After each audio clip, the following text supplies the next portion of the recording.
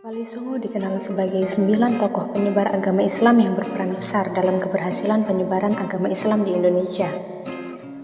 Salah satu anggota Wali Songo di Pulau Jawa yang dikenal dengan toleransinya dalam menghormati budaya dan agama setempat adalah Sunan Kudus. Melalui pendekatan dakwahnya yang penuh toleransi, Sunan Kudus berhasil mengajak masyarakat di wilayah Jawa Tengah untuk memeluk agama Islam. Ingin mengetahui sejarah dan kisah Sunan Kudus lebih lanjut? Simak kisahnya berikut ini. Sunan Kudus memiliki nama asli Ja'far Shodiq. Ia lahir dari keluarga bangsawan Kerajaan Demak yang merupakan wali keturunan Arab dari orang tuanya yaitu Raden Usman Haji dan Nyai Anom Manyuran. Dilansir dari buku Sunan Kudus Sang Panglima Perang, ayahnya diketahui merupakan senopati Kerajaan Demak yang gugur dalam pertempuran melawan serangan Kerajaan Majapahit. Sunan Kudus selalu menggantikan posisi ayahnya tersebut. Sedangkan ibunya merupakan putri Sunan Ampel. Jika ditarik lebih jauh lagi, jalur keturunannya sampai ke nasab Nabi Muhammad melalui jarum Husain bin Ali radhiyallahu an. Sunan Kudus menyebarkan agama Islam dengan pendekatan seni dan budaya. Saat menggantikan jabatan ayahnya, Sunan Kudus memperluas wilayah kekuasaan Kerajaan Demak. Melalui posisi senopati itulah Sunan Kudus menyebarkan Islam di wilayah Demak. Selain sebagai senopati, ia juga diangkat menjadi imam besar Masjid Agung Demak serta menjadi qadhi atau hakim di kerajaan tersebut. Ketika terjadi masalah internal di Kerajaan Demak, Sunan Kudus kemudian pindah ke kawasan Tajuk yang sekarang bernama Kudus. Di kawasan Tajuk ini, Ja'far Shodiq tidak lagi aktif di dunia politik dan fokus menyebarkan dakwah Islam. Cara dakwah yang diterapkan oleh Sunan Kudus adalah melalui pendekatan seni dan budaya. Artinya, ia tidak memerintah masyarakat yang masih menganut kepercayaan animisme dan agama Hindu-Buddha, melainkan justru menekan pelan-pelan. Karena harisma dan keluasannya, Sunan Kudus akhirnya memperoleh simpati dari masyarakat.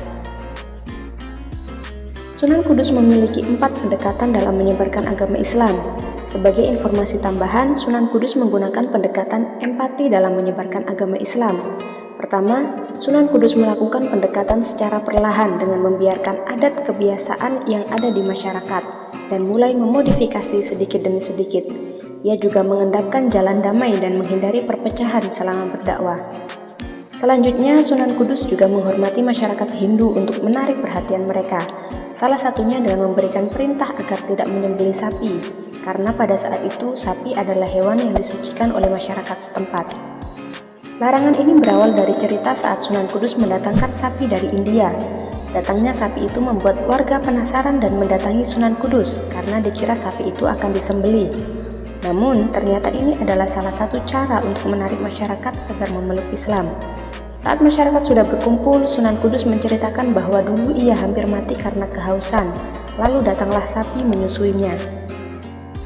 Setelah itu ia mengatakan kepada masyarakat supaya tidak menyakiti sapi apalagi sampai menyembelihnya. Hal itu membuat masyarakat semakin tertarik padanya. Kemudian Sunan menarik perhatian pemeluk agama Buddha, yaitu dengan memberikan nuansa Buddha pada setiap arsitektur bangunan. Misalnya seperti bangunan Menara Kudus yang memiliki corak bangunan Hindu-Buddha Islam sampai saat ini. Pendekatan terakhir adalah memasukkan unsur-unsur Islami seperti maulidan pada setiap ritual masyarakat Jawa. Pada zaman dulu masyarakat kental dengan tradisi selamatan seperti mitoni hingga selamatan kematian. Selain dikenal sebagai anggota Wali Songo, ahli dalam bidang agama, pemerintahan, dan kesusastraan, Sunan Kudus juga dikenal sebagai pedagang yang kaya. Bahkan ia mendapat gelar Waliul Ilmi, sehingga beliau diangkat sebagai penghulu di Kerajaan Demak. Setelah beberapa tahun mengabdi dan berdakwah di wilayah Kudus, Sunan Kudus pun tutup usia. Namun hingga kini tahun wafatnya belum diketahui dengan jelas. Makam Sunan Kudus sendiri terletak di bagian belakang Masjid Agung Kudus, Jawa Tengah.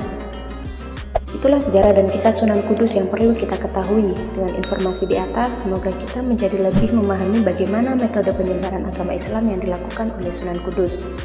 Dari Sunan Kudus kita juga bisa belajar menyebarkan ajaran agama Islam dengan toleransi dan menghargai budaya serta agama lain. Wallahu a'lam bishawab.